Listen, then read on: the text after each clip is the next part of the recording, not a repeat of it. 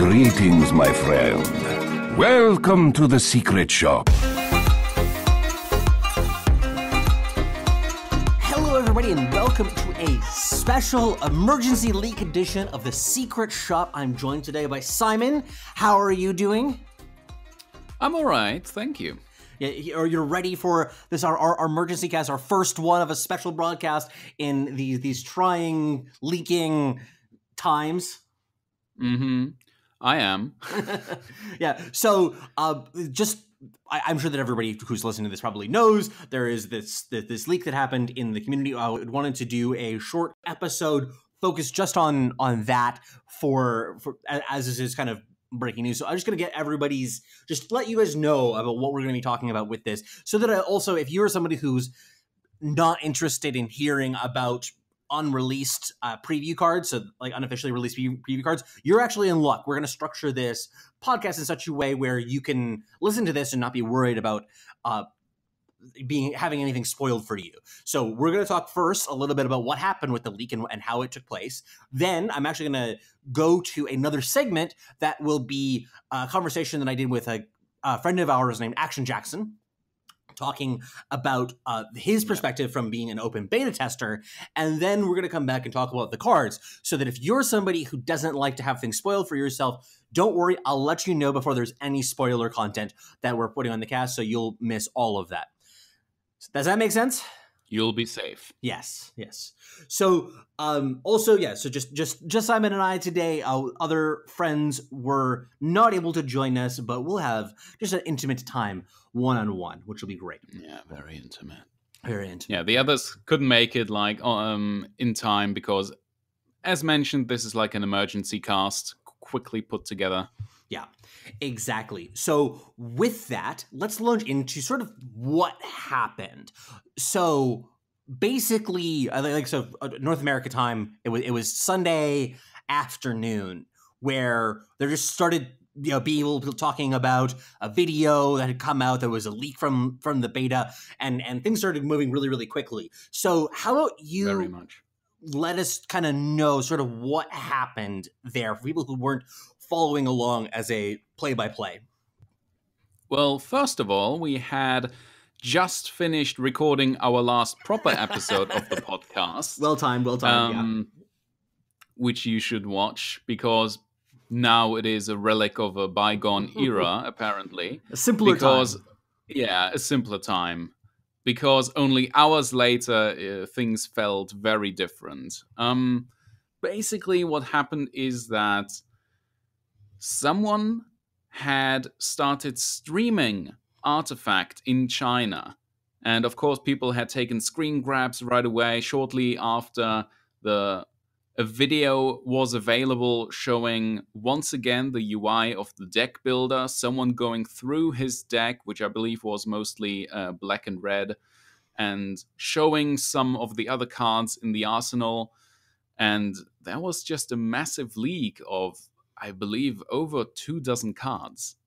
Yeah, it was a lot of cards. I did a video that you'll find on the channel where I was just going through the video that first came out, that first 3-minute or so video, and really what it was is just looked like somebody who was just flipping through their collection. Kind of, it was really unclear sort of even what was going on. There's part of me that initially thought that they had turned on their stream accidentally somehow, because they weren't like talking to the camera. There wasn't anything going on exactly. So it was kind of confusing. There were only like 2 or 3 times when you could hear a voice, but it was literally just single syllables. I don't even know if they were words. It really did look unintentional, like someone just going through his collection. Yeah. He didn't try, like basically by the way that the mouse moved and which card the person was lingering on, etc. It didn't seem like this person was actively trying to show things off at all. Yeah, because like when I was going through the video, you had to go through frame by frame to see a lot of these cards. Because he was quickly scrolling through, just trying to read very specific cards for his collection. Yeah. So that was kind of what was happening. We got more information that came out afterwards as to who is involved in this leak, and so we have a statement here that's from Newbie, which is a Chinese esports organization. If you haven't heard about them before, they're really active in the Dota scene, is what they're most known for. But I think that this gives our official explanation about what happened with this leak. Can you read that for us, Cymen? Of course I can. Penalty announcement. Rubik, the former employee of Newbie Esports Club, has privately borrowed Mugi, Newbie Esports Club Dota 2 player's Stream account, for streaming unreleased Steam card game Artifact without Mugi's permission. This is completely against the rules and regulations of Valve and Newbie Esports Club. The club will not tolerate this kind of behavior any longer. After discussion, the club decided to dismiss Rubik. Mugi will be given a major demerit record. Meanwhile, Newbie apologizes for the incident to all the fans and players who cares about Artifact. Newbie will take all the responsibility seriously and promise the community such incidents will not happen again. Yeah, so, I mean, there's elements of the story that are a little bit weird, like exactly how Rubik and Mugi's like this account transfer thing happened, but we're not gonna get into that. But what it essentially seems as if there was somebody who took an Artifact account without permission and started streaming it, which the motives behind that, whether it's just like 15 minutes of fame kind of thing, it seems like the motivation behind it, as far as we understand, which is really unfortunate that that's how all of these things were released and how that came about. But so far, it seems that that's the story behind what happened with the majority of these leaks that came from the stream. Yeah, this is the official statement. They fired their assistant coach over this, and Mugi got a big demerit thing. Big thumbs down on his record. Yeah, and the thing that also was particularly strange about this, though, is that it seemed like there were separate leaks that were happening at the same time, though. Because while this drama was sort of unfolding, all of a sudden there were a bunch of pictures of heroes specifically that were posted online that were obviously from the Artifact client, and they weren't fabricated. I like everybody has said that is in the bit is like, yeah, these are the cards. Once again, we're not going to talk about what they are until later on if you're not interested in it. But there was just a bunch of these being published all at once, and they weren't shown in the video at all. So it seems as if there was somebody else, at least one other person, who decided to take this moment of confusion to capitalize on their own leaking adventure. Yeah, pretty much. It just looks like there were other people who saw the big leak and thought they could get some internet points themselves by just releasing a card or two themselves. We don't know how many leakers there were beyond the big video leak from Newbie. There weren't that many. Like, it didn't double in size or anything. It was really just, I believe, half a dozen or something that was released afterwards. But, that made things much bigger, definitely. Well, and it was so strange to me, too, because of what the leaks were was just the pictures of the front of the heroes, not the signature cards, which I like, if you were like, I understand why that's all you showed on the Mugi stream, because he was just flipping through his collection. He wasn't consciously showing off this content. While for the other materials, maybe they were just trying to emulate the content that was coming out of the Mugi stream, and in order to cover for themselves, maybe. I really have no idea what was happening there. Maybe we'll get another story about that in the future, and if who is involved in that second half of the leaks, because I kind of hope that there is some recognition about that as well. Because if for instance, if there was somebody who was just being malicious, who was a beta tester, I'd kind of like them to be pointed out and saying, like, yeah, that's bullshit. You can't do that. Yeah. Yeah, I don't know. I definitely am. I'm personally kind of salty about this kind of stuff because it's messy. It feels bad, and it's definitely rough for a lot of people involved. But I think that if that clarifies more or less what happened here, then it would probably be a good time for us to go to this brief conversation that I had with Action Jackson about what his thoughts were on the leak as a beta tester, because I think that he has an interesting perspective as somebody who has experience in the industry and both as a player, caster, and a game designer in some respects as well. So let's take a moment to switch over to that, and you'll be joined again by Cymen and I in a moment. Okay, everybody. So for this next segment, I am sitting down with Action Jackson. That's the name that you go by online, correct? That is correct, yeah. Yeah. Okay, so it's lovely to have you. You are in the beta right now. We are very jealous of you. But how about you just tell us a little bit about your background and who you are for people who don't know who you are? Sure thing. So I go by Action Jackson nowadays. I used to go by the name Osigilus, which no one can spell, so I decided to change it. My real name's Jackson. I can see why. Not too complicated. But yeah, so my background is, when I was at university, I don't sound like it, but I'm actually mostly English. I lived there for 20 years. I was studying game design and production management, and during that time, I got into shoutcasting. The game that I primarily did back in the day was League of Legends. After doing freelance shoutcasting for about 3.5, 4 years, I ended up moving to a game developer / publisher called Super Evil Megacorp. Worked a lot on Vainglory, and nowadays I work at an esports production company creating awesome esports shows. What's the company? Can you tell us? The company that I work for is Next Generation Esports. Very nice to hear. So it is lovely to have you. I will be sure to pick your brain at some point in the future a bit more on your backstory of card games you played, etc. But we have a pretty precise topic that we want to talk about today, which is, of course, these mega leaks that have come from the Chinese community and over the weekend. And I kind of wanted to sit down with you because you've been somebody that I've been talking with on and off over the last few days and over the last few weeks, really. And it's been interesting to kind of hear some of your perspective as a beta tester of what it's been like experiencing leaks from the inside. And then also, as you're kind of saying, you're like, yes, I'm a fan, yes, I'm a player, but I also have this experience from behind the scenes as well. Like you're saying that you work in the industry, you have experience as a game designer. So I think that all of that experience is really interesting to give a very different perspective on what this is like for for other elements of the community. So the place that I actually wanted to start with is, what is your understanding of the NDA and the rules of what you can and cannot talk about or reveal? So it's honestly pretty simple. Essentially, if you're in the beta, you just can't share anything that hasn't been shared, right? So that includes recording footage from inside of the client, because the client is not public.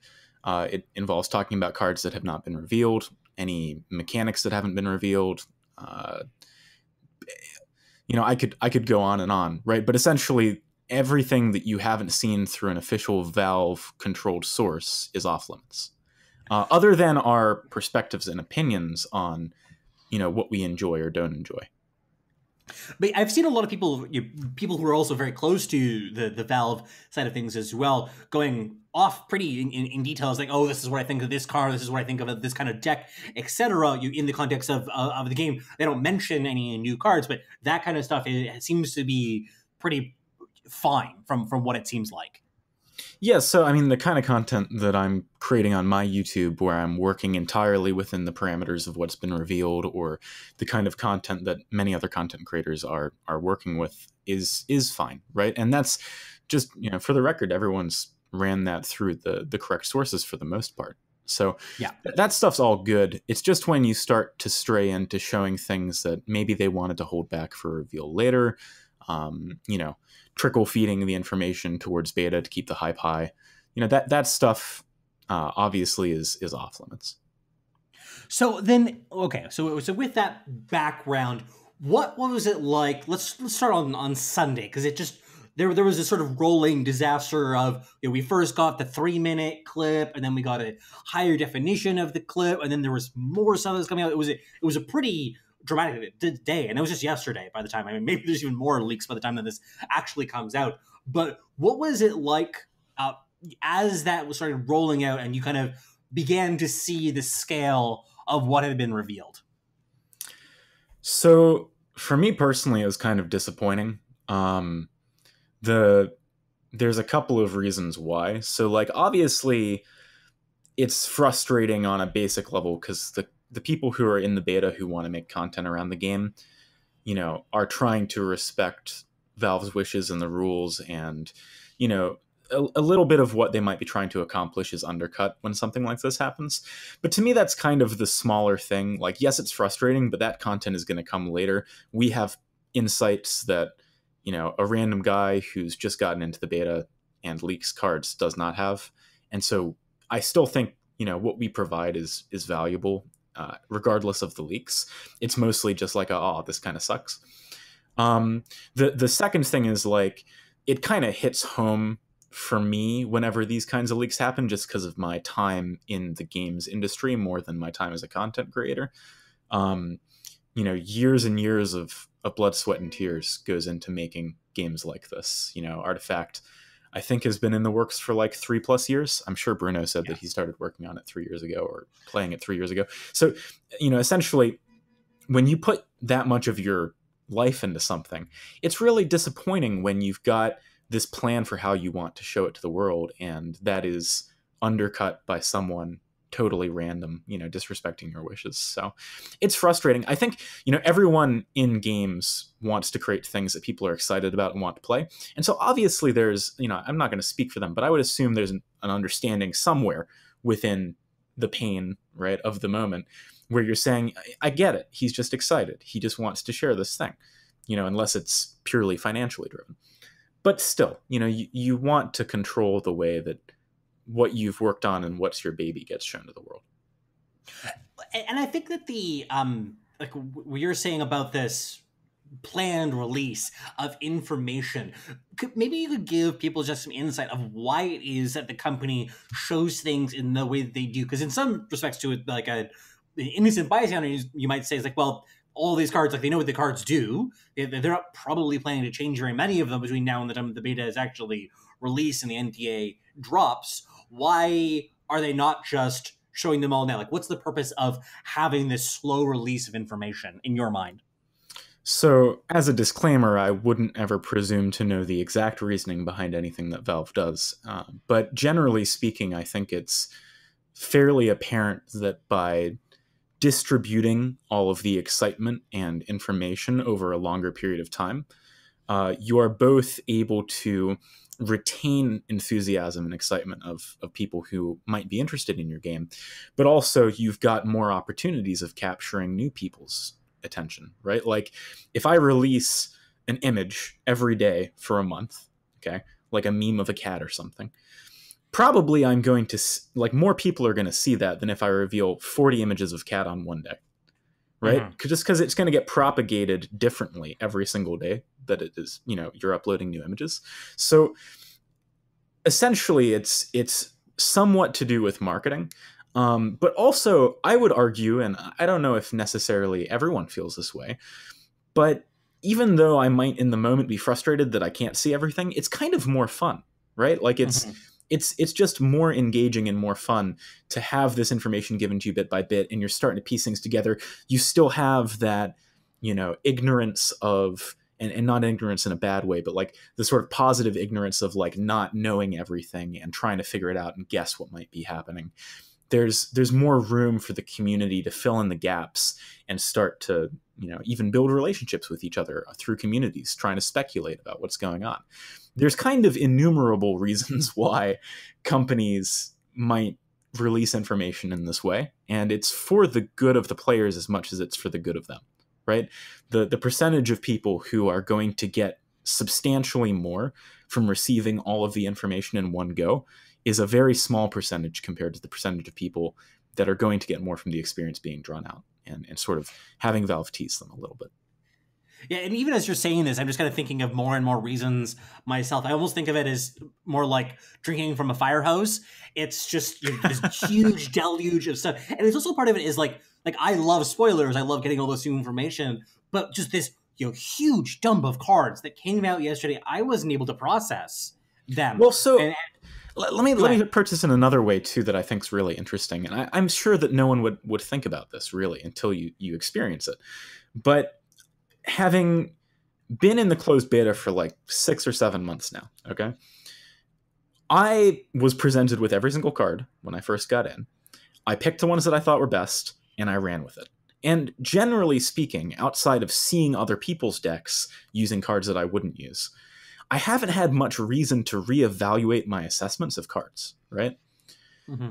Through seeing the reveals and having certain cards highlighted, right, every day, it's brought my attention more onto those cards. And in a few instances, seeing something revealed and like talking to my buddy and being like, oh, I'm glad we can finally talk about this card.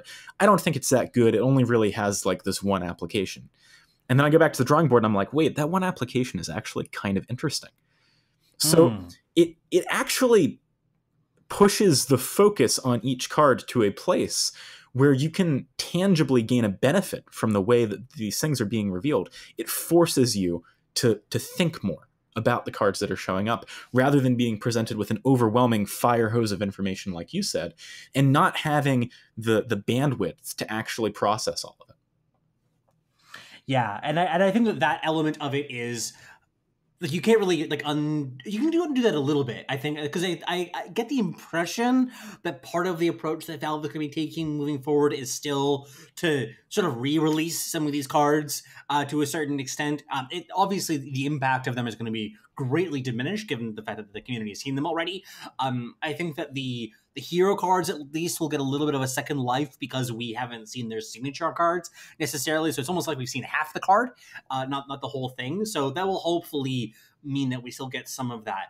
But I think that also one of the elements that you highlighted that just briefly that's worth digging down into a little bit is the building of community and the building of community figures and community personalities, because the handing out spoilers to various people, I mean, yes, they're giving out spoilers to Luminous Inverse and Action Slacks and everybody. These are people that we know. But for instance, the Artificers Guild got one. Fwashi was going to get Kana, and these are people who aren't necessarily like super high profile in the community, and giving them these reveals has helped them to say like, hey, this is some, like Valve to point out says, this is somebody that we like that is doing good work. We're giving them a recognition of this and then helping attract people to their content, building a community around that. And that kind of work, that kind of networking that builds over this time has been greatly undercut.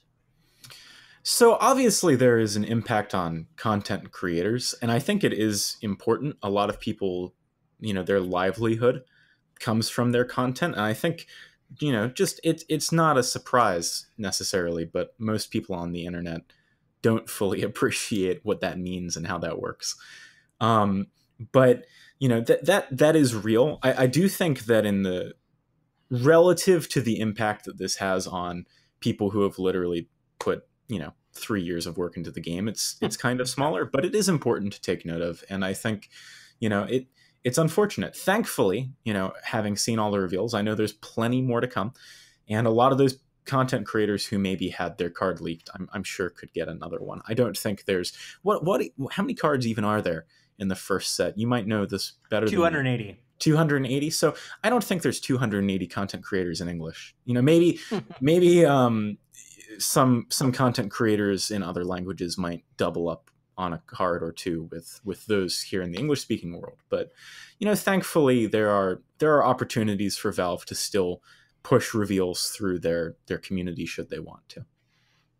Yeah, and I think that this point that you're making also about like the content creators themselves is really important. I also think that just it probably feels really weird and awkward for people who are the content creators that are in the beta, because I'm sure that many of them are jonesing to get this information out there and do more work on it, and the fact that they're in this weird purgatory limbo sort of state is definitely awkward. But also, like, I just also am thinking about the community building aspect of it. So it's that kind of loss that you see, it isn't something that you can kind of put a number on and really see in a concrete sort of fashion now that it's gone. But I think that it has been diminished in some important ways.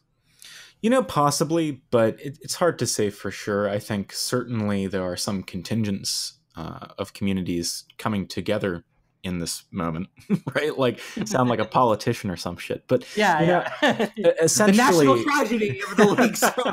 Yeah. But no, I mean, for real though, right? Like, people have identified how fucked up this was, and that does bring together people in a certain way too. I think I'm an optimistic guy. I like to look on the sunny side. I don't think that this is soul crushing for any parties. It's just a little disappointing that someone decided to throw their toys out of the pram. And with that, I think that actually leads to a great topic to sort of end on with this segment, which is talking a little bit about how you think Valve will respond, especially sort of going into the future forward. Because it is something that people have kind of joked previously, or maybe mentioned previously, about how Valve is not really known for being a spectacularly open company in some of the ways that they present their information, or at least, people say that about every game company, I think, at some level, because they always just want more information. They have questions and they don't get answered, and that sucks. So this was a game, like one of obviously their first game in a very long time, and people were really excited to get this information out of it. But by structuring the beta this way, set themselves up for this problem that ended up happening. So I'm interested in what your thoughts were of how do you think Valve will respond? Do you think this means that like the betas going forward are going to be much more closed? What are your thoughts? So again, I can't say for sure what Valve will or won't do. But if I were in their position, if I were running a beta, I would probably, essentially what I would do is probably try and make it stricter and more obvious, which, they began to take actions in that line past the Cyclops leak. But, I would try and make it so that when you sign up, you have to go through a more rigorous process of vetting / documentation even. Possibly that's impractical. And if that's the case, I might just simply, let's put it this way. So there's been 3-ish leaks, I think. Those people at the very least aren't getting beta again, and there's been many more people in the beta who have not leaked. There isn't necessarily a huge impetus to change in any extreme ways on Valve's part. Like, again, this hasn't been crushing. It's not going to impact their bottom line considerably. Like, I think it's easy to expect a dramatic response, but I don't necessarily think that one is warranted.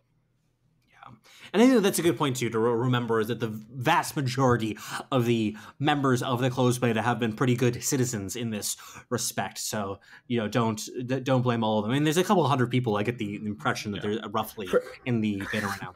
For what it's worth, I do find it kind of funny, almost, when people complain about beta participants, especially early on, being made up of primarily industry folk. And when I say industry, I mean content creators and professional gamers, etc. Like, part of the reason why, if I were a game publisher, I would choose those people is that their livelihoods are on the line and they're not going to do anything stupid, right? Like, that's a really good point. That's a really good point. You don't pick some stranger off the street to test your NDA thing when you could pick, your friend who you've been working with for 5 years, or even not your friend, but someone who is very reputable. So again, like in future betas, the method they're using now is tried and true somewhat. And thankfully the leaks have not been devastating. It's not like 6 months ago when I first joined the beta, a leak came out, right? Like, that shit would have been crazy because no one would have even seen the game yet. I got in like the week before they did their first video. So yeah, it's sick brags, by the way. Just get that in there.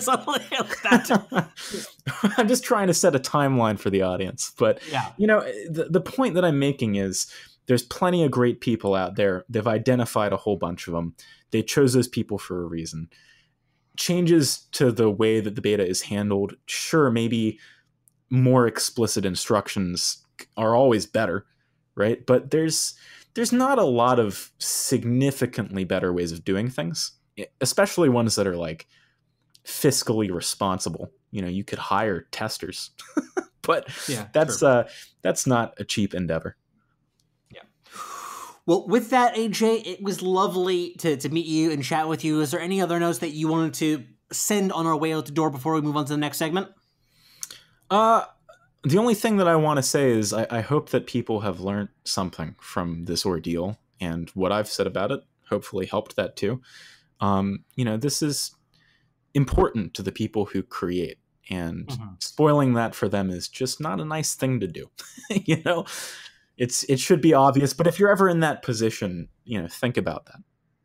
And I think that just question that you kind of been going off of this, the idea of the scale of this is like, yeah, I mean, it's a video game at the end of the day. Nobody died. Nobody no property damage or whatever. But it is people's livelihood. It is a project that people have been working on for a long time. So although it really sucks, it's quite the drag. At least life goes on, and this isn't the end of the world. Yeah, absolutely that. And of course, check out AJ's channel. I will link that in the description. It was lovely to have you, and I'll chat with you again soon.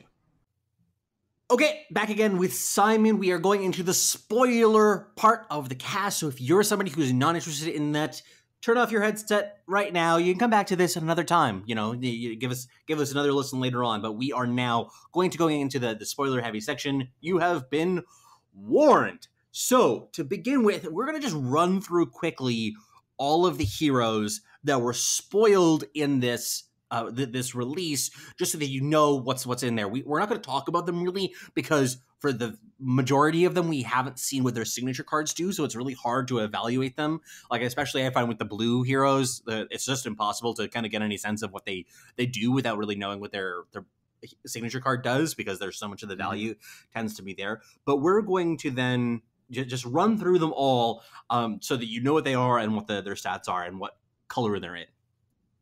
Sounds good? Yeah. So, Beastmaster is a 5/12 in red. Bloodseeker is a 7/6 in black. Bounty Hunter is a 7/7 in black. Enchantress is a 4/8. We also got her ability, which is a new one as well. We got the abilities on the other ones as well. In addition to that, Kana was technically leaked, but she was also officially released since then, so I'm not going to talk about that one. We also had... Look forward to our next actual podcast for discussion on all the officially released cards, of course. Yes, of course. Ogre Magi is a 3/7, a blue hero. Outworld's Devourer is a 4/6, and also a blue hero there. We got a Sniper. We got his active ability. It deals 5 damage, but we don't know what the cooldown of that one is, so it's hard to evaluate that. Storm Spirit is a 4/6 black hero. Timbersaw is a 4/11 red hero. Treon Protector is a 4/10 green hero. And I think that's it for the Venomancer. Venomancer is a 2/6. And did we want to talk about Beastmaster's premiere card? This was actually one of the few that was released alongside the actual hero. Yeah, go for it. All right then. His premiere card is Primal Roar, his ultimate from Dota 2. It's a 7 mana red card, and it says, stun a unit blocking an allied red hero this round. Move that unit's allied neighbors to random other lanes. So this one is a real shakeup. Yeah, and this is a card that we don't have the full picture because we don't know exactly what the ability is. The ability is Call of the Wild, and is an active ability that summons a creep of some sort, we expect. Yeah, a loyal beast. Yeah, we don't know what size that it is, and we don't know what the cooldown is on that ability, so there's just one component of this card that we can't evaluate quite yet. But I think we still have enough information for that. Primal Roar card, to me, seems pretty crazy and pretty interesting. Yeah, because I mean, obviously with any of these positional heavy cards, then it really matters of exactly how the board is set up. But if you get this off in the correct kind of positions, it can be really annoying for your opponent, because you can easily disrupt all of their heroes that are in a given lane, shutting them down from being able to play any spells. Yeah, especially in a position where you only really need to take one more tower, or maybe the Ancient, and you just want to kick out like 2 other units, potentially heroes. This is extremely strong. We have already seen a case of Niktasha's Guard, which has a similar effect of sending three units to random other lanes, win a game. And this is definitely one of those cards that can really turn an entire lane on its head and potentially the whole game. You better know what you're doing, though, because if you are sending enemy reinforcements into your own lanes, you better know which ones your strong lanes are. Yeah, and the fact that this also has all these restrictions of you have to play it on basically a red hero it only affects the units that are you directly in front of it. Actually, I guess it's blocking a allied red hero. Yeah. So I expect that also means that if it's at an angle, it doesn't have to be straight, front to back, but it's anytime they're pointed at each other. If I'm reading that correctly. Yeah, I believe so, because the one that unit is aggro to should be the one that the enemy is blocking. Yeah. So given that setup, I feel that this card, is definitely has a very big ceiling versus floor problem, because it's going to be hard to get maximum setup from it. And also, this is a card that I think really would prefer a hero with high attack, lower health compared to low attack, high health, because you would want to stun something and then you set up a kill with your hero. Now, I mean, this isn't the end of the world of this setup. I just think that this, in my reading of it, it's just a little bit awkward of a package to get full value out of. A lot of cards have this sort of limiter where you have to have not only have a hero of that color present in the lane, but you have to either cast it on that hero or there's an effect tied to the red hero, etc. It takes away a lot of a card's flexibility. So a lot of these cards that may seem extremely strong are actually quite awkward to use. Yeah. We've seen a couple more of these. I'm just comparing this to something like Berserker's Call and Axe. Yeah. Just, the body is better, the card is cheaper, the restrictions are less onerous. So I'm not sure. You can cast it on the Axe. It's true. It's true. So I personally am not excited about this one, but we'll have to see. So we don't have all of the information about most of the hero cards that we listed there. Were there any of them that just stuck out to you at a base rate as being interesting of what we saw? The one that stuck out to me personally was Bounty Hunter. Being a 7/7, I mean, I didn't expect Bounty Hunter to be a 7/7. That's not how I envisioned him as a hero, being one of the burliest of the black heroes. But he's a 7/7, and he has the ability Janata, where he gets a 50% chance of having +4 attack every round, and at the beginning of the round whether he gets that bonus. That's a pretty aggressive. Hefty. Yeah, just a really solid body that he's got on him, and I mean obviously there's some RNG in his ability, and that's going to swing some games. But it's also like at the beginning of each turn whether he has that bonus or not, and you can plan around that. It's true, but some people have already voiced their discontent with this sort of RNG, because basically this means it's a coin flip whether or not he has 7 or 11 attack. There are really worlds in between, especially when that is amplified with negative armor. That can that almost doubles his output in a way. We will have to see how it plays out, because Artifact is a very different game from other digital TCGs in the way that both players have to face a kind of random board at the beginning of every round. There is nobody who has the board initiative or the board control over the board state every time. Yeah.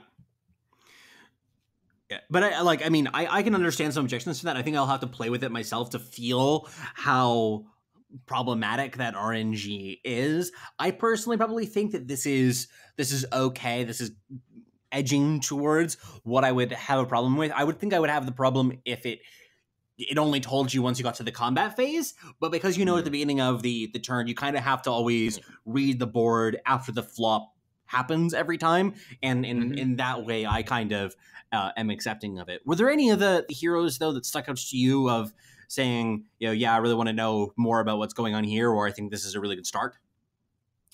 I believe one of the heroes that is potentially very strong again is Ogre Magi, because of his passive ability, which is the following. After you play a blue spell, there is a 25% chance to put a base copy of that card into your hand. So basically, he kind of breaks the rules when it comes to the limits on a number of cards in your deck, because he can just give you another copy of that card. Base copy just means that, it's spells. There's not many spells that are changed, except for those which get charges, like Eclipse. Yeah, I think Eclipse is the only one that I can think of that we've seen so far, but that's the one that you would have in mind. Exactly. So if you cast Eclipse, all the most of the charges would be depleted anyways. If they're not, the new copy would still have 0 charges. However, we have heard rumors of certain aggressive decks using spells that could make use of that and get you into a very advantageous loop of spamming cards, basically. Yeah, this is one that, 25% to me is lower than I would like to build around. This is pretty high. I'll take those bets. I would rather have 25% chance of duplicating something than 0% chance of duplicating something. Don't get me wrong. I would definitely prefer that. I would rather have a 25% chance than a 24% chance. Yes, I will also agree with that. Correct. We could play some more mathematics games if you like. But the thing for me is that when I build my deck around specific cards, I kind of like to reliably know sort of what they do. Because actually compare this to something like Bounty Hunter. Bounty Hunter, he is a hard body that hits hard, and sometimes he gets extra attack and hits even harder. So he does either the same thing or the same thing a little bit better.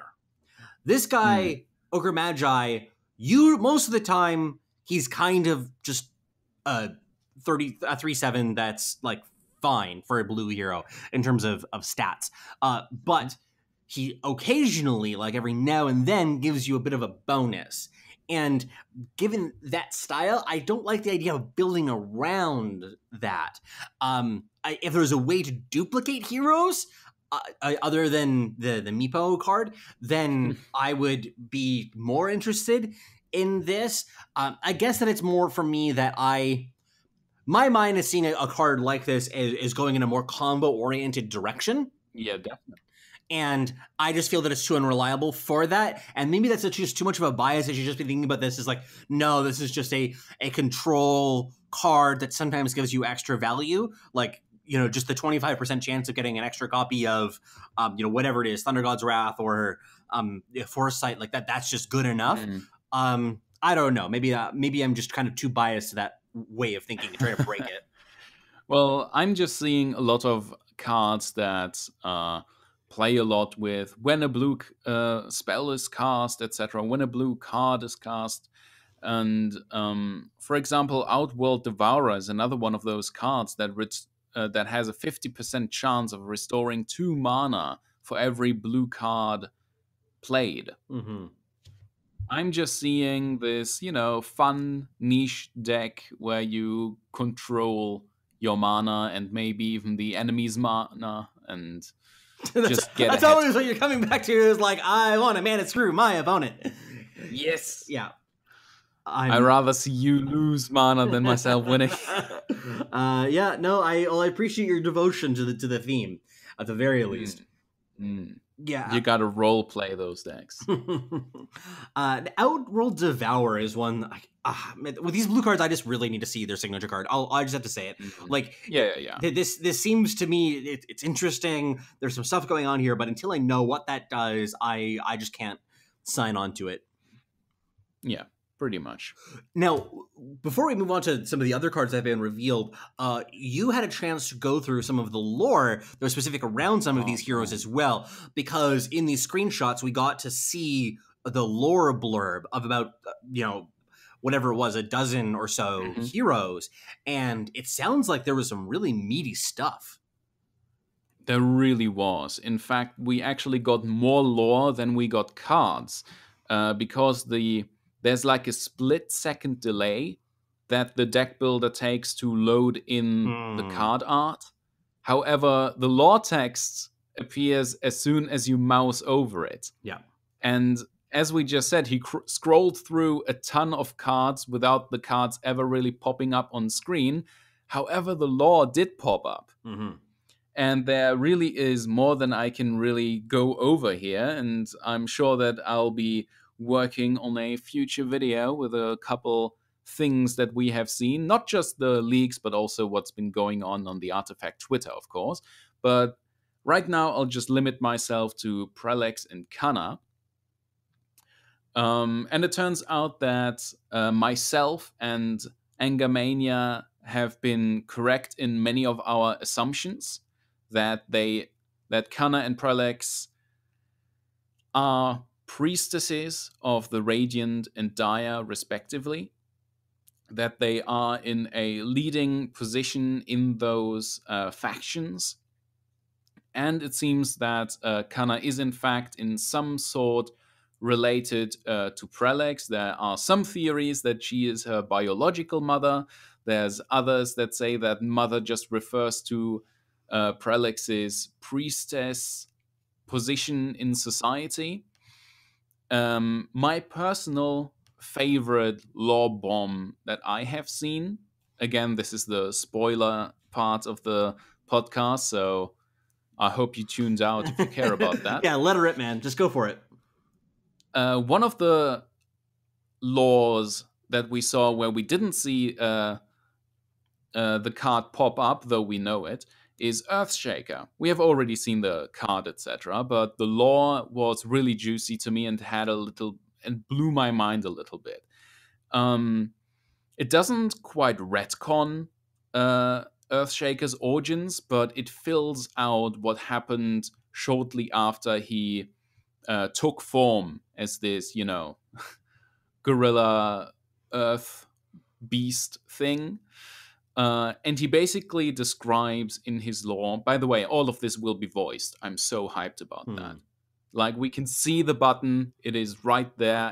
All of those paragraphs will be read to You're just like trying to reach through the screen, just like press the button. Yeah, I wish, man. And Earthshaker tells the story of how he didn't have any sense of self when he took form, and how he wasn't really a person, just roaming the land, dazed and confused. And it was actually Kana who took him in and showed him what it is like to be a person and to get a sense of self and individuality. So we don't know much about Kana's character yet. And you can't really call the Radiant the good side and the Dire the bad side. It's a little more complicated. More on that in a future video. But this is a really interesting lore blurb, especially because at the end of all that storytelling, it says this is a quote by Earthshaker, adopted son. So there is actually like a son, mother, or guardian kind of relationship between Kana and Earthshaker. And that really blew my mind when I read that. It's like I was just bombing into the Discord like, Kana is Earthshaker's mom! Yeah. Well, the thing about this actually that I personally found the craziest is this strongly suggests that Prelex and Kana have been figures around for a while. It's not that they've just shown up recently, and that, for instance, there's been something like theories about this, like creeps gaining some amount of sentience, etc., and that like maybe this is like a recent event that has changed this. But this suggests that like Kana has been around for a while, since she's been able to. She was the one who act as this guardian, act as this adopted mother to Earthshaker, which then suggests that Prelix has been around even longer. So, given that, I think that it gives an interesting timeline, or at least allusions to a timeline of where these different characters fit into the world, and it's not that they're just appearing or changing in some way right now. It's that they've been around for a long time and we just haven't been aware of them. Yeah, when Juggernaut is taken over by celestial spirits in the Bladeform Legacy Arcana item event thing, he was the first to refer to Kana, and he actually speaks of her return. So there definitely is some history there that I'm very excited to learn about. And what you just spoke about with how creeps have been gaining agency and individuality, etc. That's something that I spoke of in one of my videos. You should check that one out. I actually got some statements out of the writer of Artifact, Steve Jaros. So I'm particularly proud of that one because most of the stuff was actually proven. So patted myself on the shoulder for that. Yeah. Very nice. And yeah, when it comes to timelines, which is also something I asked about in that email to Steve Jaros, it seems like the Artifact Twitter has finally dropped some wisdom when it comes to time and certain time loops. But we'll get to that at a later date, I think. Yeah, that there's a lot to go into there for sure. I think that Action Slacks declared an emergency Lorgasm event as a result of that. But, oh yeah, that was fun to watch, definitely. And you go back and watch that. But with that, how about we talk to close out about some of the new cards that we saw that we can't actually assess in some amount of completeness, because we actually saw all of the text on the card. So, we largely got the red and the black cards, particularly because in this video where they were flipping through the red and the black aggro deck that they had access to. So there's a lot of interesting stuff in there. The card that I want to start out with, just reading through some of them, we have Pick a Fight. It is a red spell, 2 cost. It asks you to choose an allied hero. It taunts, choose a combat target for it. So this pretty much controls how combat's going to work. This isn't something like a duel effect or a battle effect that it actually causes the battle to take place. It just sets up what will happen in the eventual combat.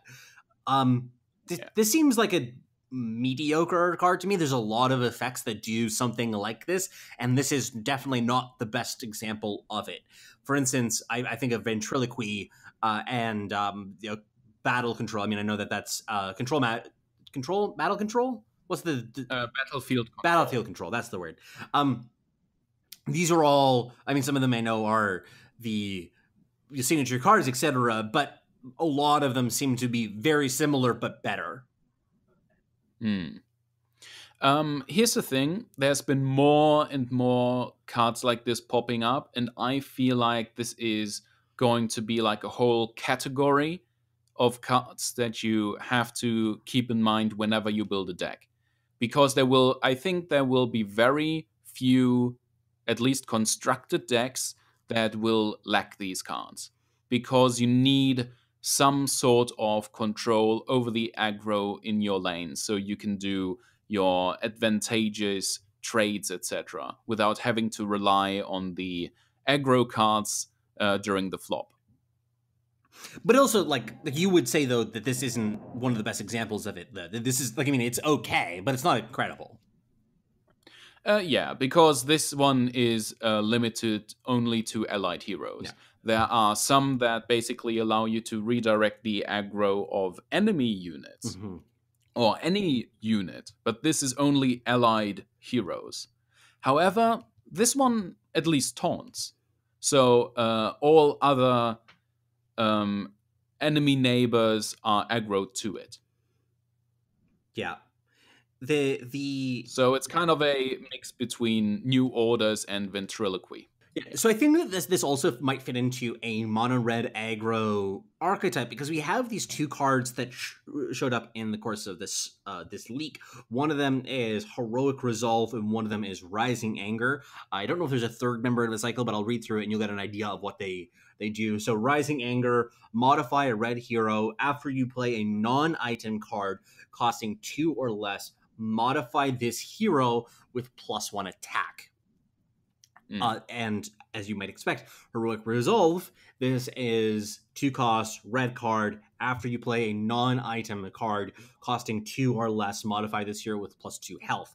There might be an armor-related one, we don't know for sure, but you can imagine a deck that just piles in a bunch of copies of all of these cards, and then copies like of cards like Pick a Fight and Duel, and these other just cheap red cards, and it's aggressive. It builds out of control really quickly, and it allows you to snowball your heroes to be big, beefy monsters as fast as possible. Yeah, there's definitely a reason why both of these cards feature Bristleback. Yeah, because it's actually interesting because just a little bit, these cards basically tell of the same story in a way. They fill out the same story of Bristleback's brawl with Tusk. And it's interesting to me how they have interwoven that story basically with the gameplay of these cards. And I'm also seeing much more potential here for mono color decks. Like, these cards on their own seem pretty weak because they seem so confined to one color, to heroes, etc. But when that is all you have in your deck, when all you have is red creeps, red spells, red heroes, this, if played early enough and even in the mid game, will like ramp up a lot over time. Yeah, and I think that one of the things that I've been liking in some of these cards is that you do see an effort to tell something of a story in this particular one. It's interesting that they decided to go with this Bristleback Tusk feud, especially given the fact that Tusk, I don't believe, is in the game from all the information that we've had. But it's really neat that they have that, that they did such a good job of writing this very simple story in just on the cards that you can put it together and see kind of what happened. But when your point that you're mentioning about support for mono faction cards, decks and aggro decks, one card, this was one that did come out as a result of the leaks, although this is now public since then, I'll just read it anyway, is the Oath. This is a 3-cost black improvement. You cannot play spells or creeps while this is the active lane. If there is an allied black hero in this lane, allies have +4 attack.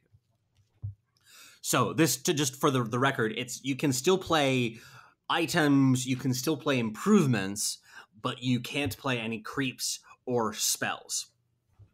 Yeah. But this definitely seems to work into a very aggressive deck, like a kind of a suicide aggro deck where you're saying like, yeah, I'm cutting myself off of being able to take care of my own stuff, of being able to like use my own cards, and instead I'm just going to go all out in the aggression. You can play this in turn 1.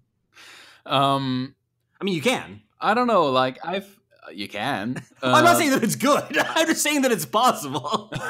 Yeah, I was like, what's she saying? I think this is more of a finisher myself. Like, I think this is more of a card that you put on a board that you want to go hard in, where you have real beefy heroes, etc. But I wouldn't put this anywhere like turn 1. I think that this would more likely screw you over unless you have really built your entire deck around mage. Greatness at any cost is what it's about. You just you go ham. You the chips fall where they may. Like, it's all about dealing the damage. I mean, like, I know that this is definitely a really bold play to do that kind of thing, and I don't expect it to be a staple of the meta of doing this on turn 1. But sometimes you gotta get it dirty, man. Yeah, I don't know. It looks like a deal with the devil to me. It sounds great. I'm down for that. So, but yeah, I think that this is another one though that just to this point that you're saying of mono faction support, I could kind of see that working with a card like this. True. So other cards that we saw, another one that fit into the same category of cheap red cards to fit into this like all like super cheap, super low curve aggro deck was Fight Through the Pain. This is a cute little combat trick. It's a 1-cost red spell that gives a red hero 2 armor this round, and then it gets you initiative as well. So this would be, I think, a really good tool to just allow you to get a little bit of extra value, make a trade, make a combat workout in your favor. Like especially, I can see something like Fight Through the Pain Duel or Fight Through the Pain Berserker's Call as a 1-turn combo, especially because you get the initiative and you can follow up with that battle effect directly afterwards. Exactly. It's a very cheap card, and you can combo it into those duels, into those redirection cards, etc., and really get into very good trades.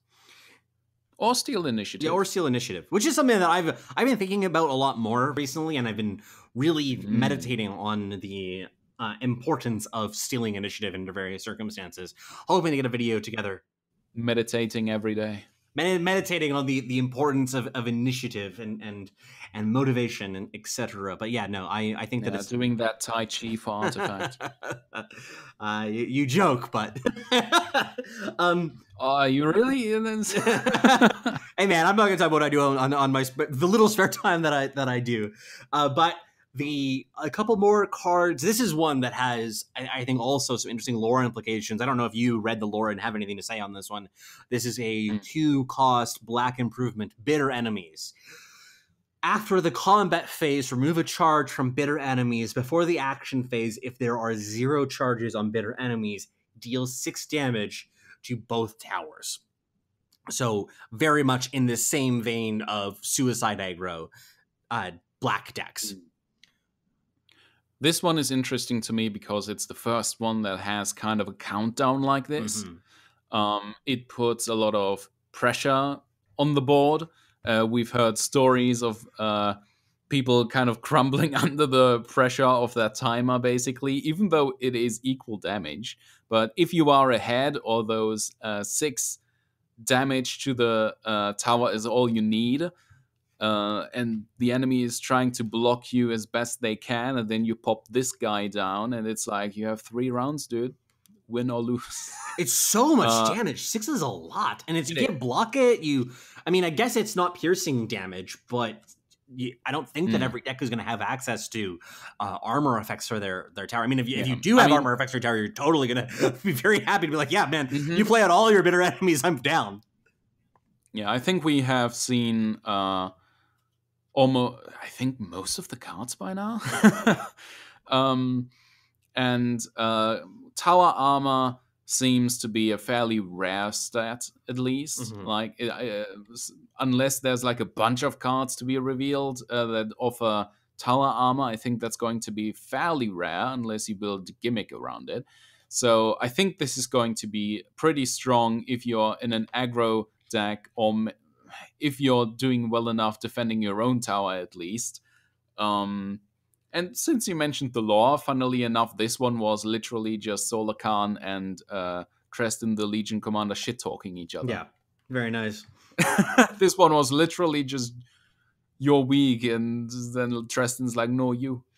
That's all. Well, and the thing that I find interesting within the lore now is I almost see 2 simultaneous tensions and conflicts kind of happening as being the animating story. The one that has been a little bit more highlighted is the Roseleaf battle, in which obviously Treston and Sorla are key figures in. And then you also have this thing between Kana and Prelix, which strangely has become more of the fan favorite rivalry. But Why? I wonder why. I mean, straight up, those characters just look really interesting, and like I think that you guys all. It wasn't a serious question. It wasn't a serious question. Yeah, I know. It was like there's a lot of reasons. I just think that they've done a really good job of attracting a lot of attention to the secondary conflict, and the main one should be around Sarla and Tristan. But see, I'm very happy with how much certain character designs have started resonating with the community even months before the game is released. I think that really shows how much talent Valve and all their contracted artists have. It's really amazing. We've seen some grade A plus art coming out of this. Yeah. Revtel Investments is another card that we talked about a little bit as well that is pretty snazzy. It is a 3-cost black improvement. Add a charge to Revtel Investments after the combat phase. Active 1, get 4 gold for each charge. Condemn Revtel Investments. So this is like a piggy bank. It stocks out. It's in some ways very similar to the mine, the Iron Fog mine, but it does it in a big one-shot effect as opposed to gradually over the entire game. Yeah, I would say that the mine is still more reliable because it is automatic. After every combat, you gain 2 gold, I believe.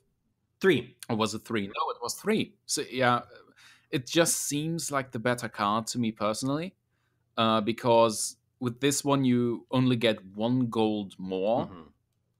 And even though it's like a big burst when you activate it, you still have to activate it. It's still like one of your actions, basically, wasted on just getting that, just slaughtering that piggy bank. Because after you use those charges, it's gone as well. Like, it's not like you can be like, you better cash out now before it gets destroyed. No, you're destroying it by cashing out. I don't know, like, I feel like this card is only there to fill up your deck if you're all into economy, etc. And you're like, hey, just all the ways of getting gold. Get Bounty Hunter in there, get Revtil Investments in there, get the gold mine in there. I just want money. But I feel like this one is just worse than the mine. Yeah, I think we'll have to see about that. I think that this is a mine 4, 5, and 6 if you want it.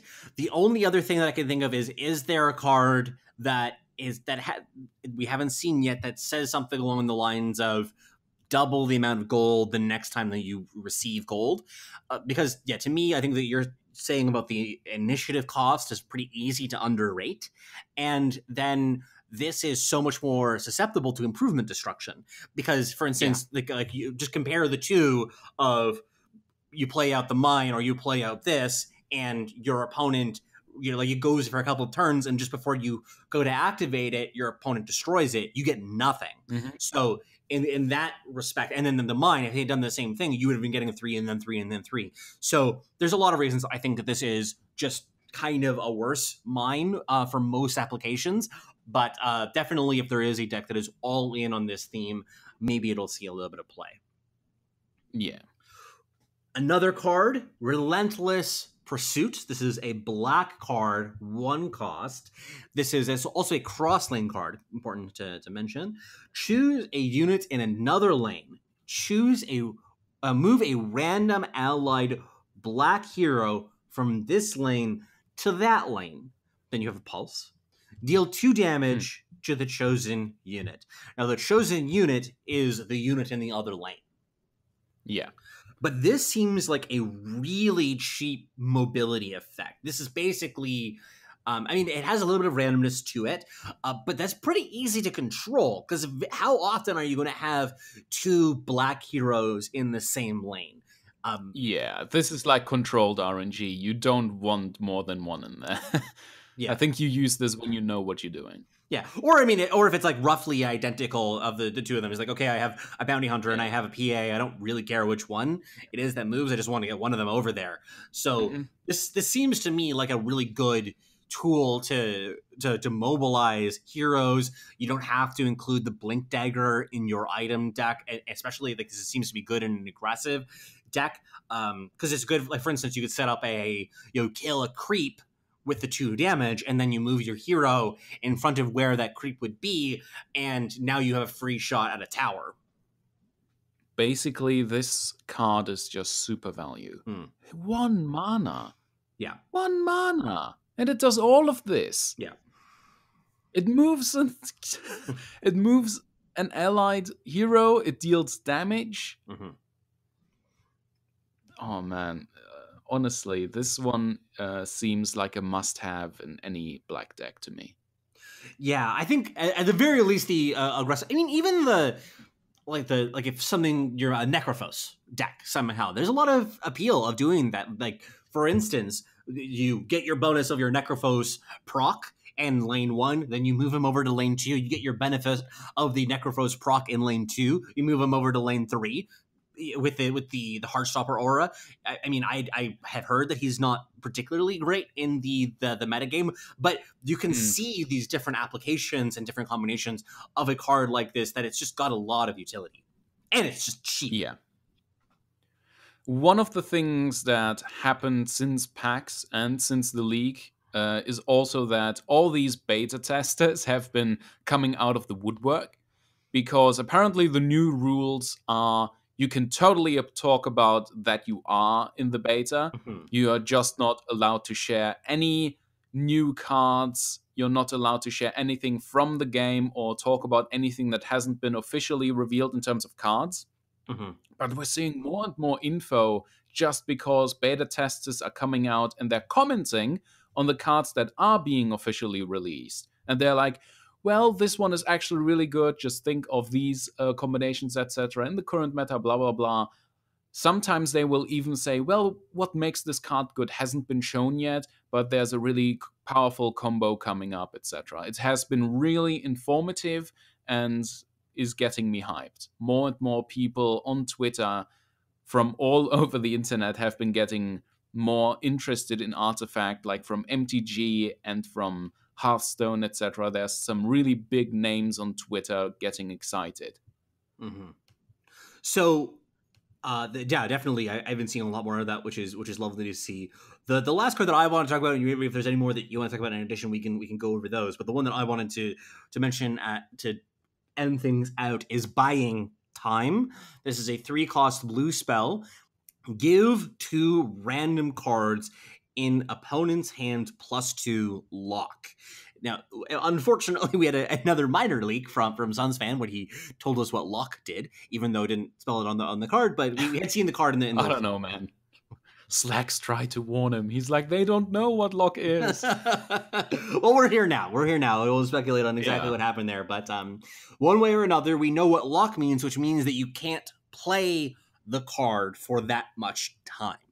So, for example, like I played this on turn 1 with my 3-mana turn against Cymen. It wouldn't be until his 5-mana turn that he would be able to have those cards unlocked, as I understand it. And then I also expect that it's possible to apply additional locks on these cards again, so that, for instance, if I played this on turn 1 and on turn 2, then and I hit the same card. And if it happens to choose the same and if it happens to choose the same cards, it could go up to a lock 4 or something like this.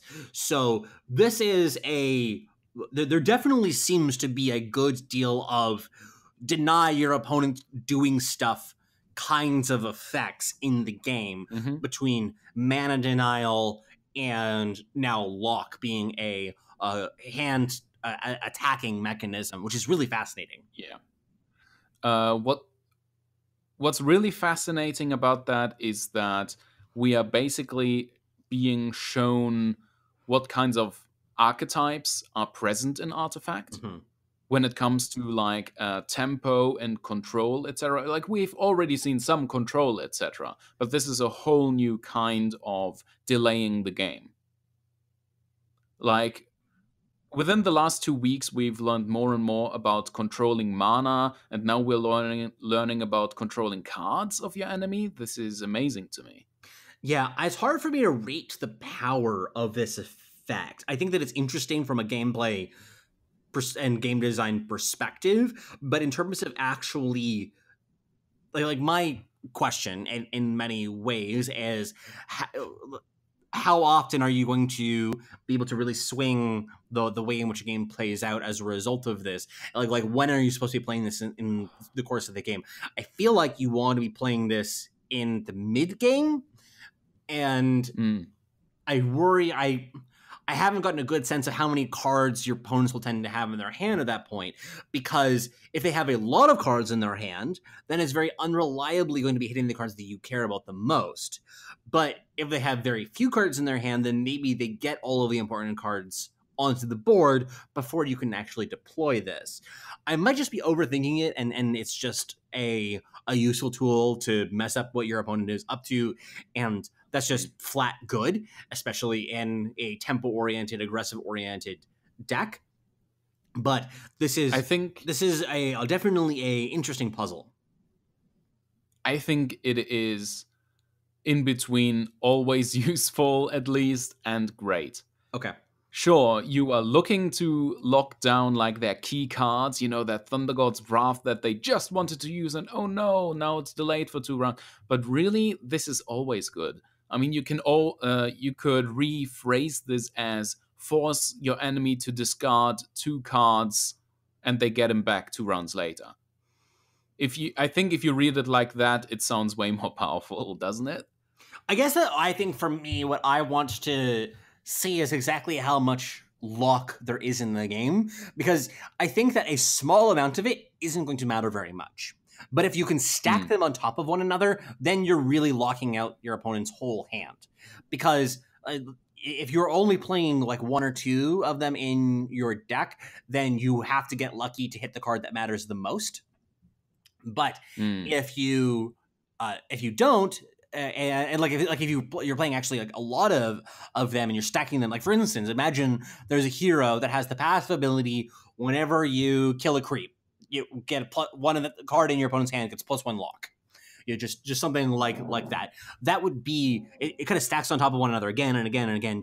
You will, like, one by one, all of these cards getting moved out of range. And I think that kind of gameplay is what I would be the most interested in of having access to if I was playing with a card like Buying Time.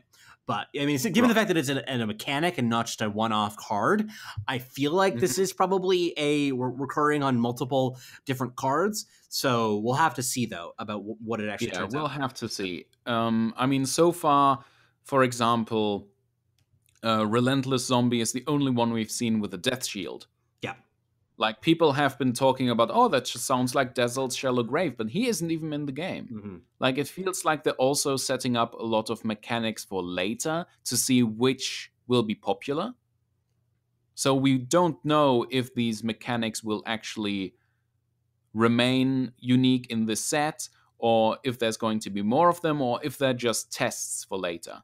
For example, we do know of a card related to chronomancy, which is the Classroom Hourglass, which was in the copyright catalog, but we don't know what it does yet.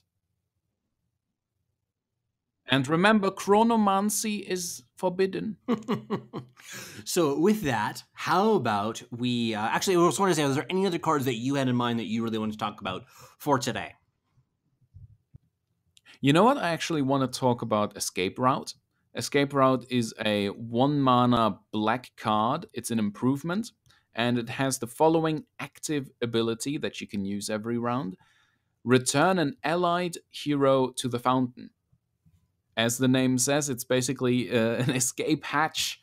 It's a free teleport scroll. You get to just pull out a hero out of that lane. I want to talk about it because I'm not actually sure how valuable that is. From what I've heard so far, Teleport Scroll is one of those cards that people have very mixed opinions about. There's people who say it's absolutely great to be able to pull out a hero, heal it, and deploy it the next round so it doesn't have to skip a beat when it dies. And other people are saying, oh, it doesn't really matter, it's just 1 round, just let it die and redeploy it. Why waste the gold on a TP scroll? Just get used to dealing with lacking the hero, you know? And I don't know, this is limited to one of the lanes, of course, unless you have more of them. I feel like this is situationally pretty good, especially in black decks to me, because we are seeing more and more cards that, like Relentless Pursuit, where you are basically relocating your black hero, and this card would allow you to pull it back into your hand, basically.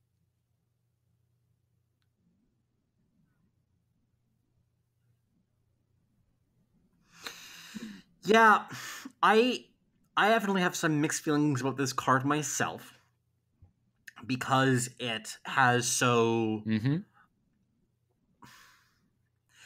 it's very passive of a card one way or another, and it's hard for me to evaluate probably like how often are you actually going to be using this over the course of a game. If you're using this once or twice, it feels like Town Portal Scroll is usually better in that application because it's not taking up like a whole card slot in your deck. And I mean, and also I guess also with Town Portal Scroll though, you don't have the choice of knowing that you have access to it. Well, you can assure having access to Escape Route.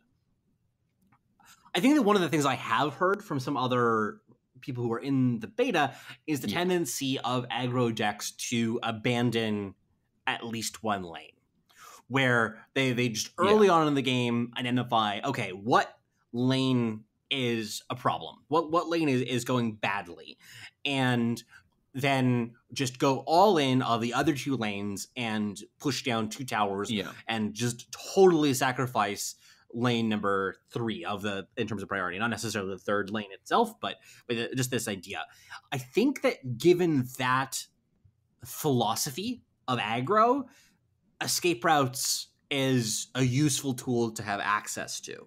And it does depend on exactly how many other effects like this, because Relentless Pursuit just seems better in a lot of situations, especially if you are being aggressive, because if you're doing this as just a defensive tool to kind of keep your heroes fully healed, then I personally be worried about investing an entire card in that.